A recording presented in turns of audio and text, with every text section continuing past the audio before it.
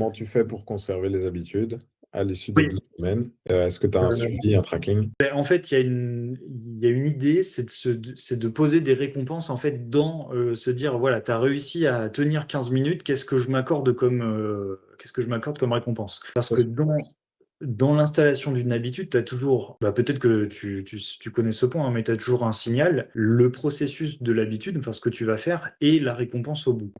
Et le signal, ça peut être n'importe quoi, hein.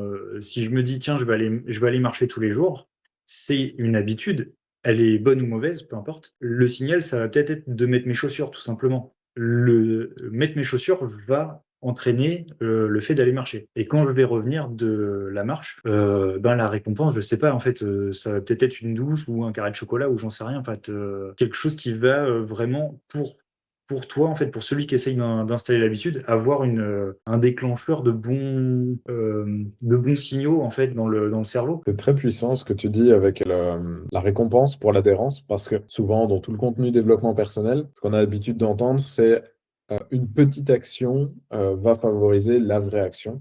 Donc, comme tu as dit, les chaussures pour aller marcher, mettre les chaussures, ça coûte rien. C'est pas un effort, mettre ses chaussures. Et une fois que tu as mis tes chaussures, bah, tu aurais l'air bête de rester dans tes chaussures et de te promener comme ça et de retarder et de repousser le moment où tu vas aller marcher. Ça, c'est vraiment déjà un super tips pour se mettre en route, mais pour ancrer, pour favoriser l'adhérence, de justement ajouter une récompense à la fin, ça c'est super bien.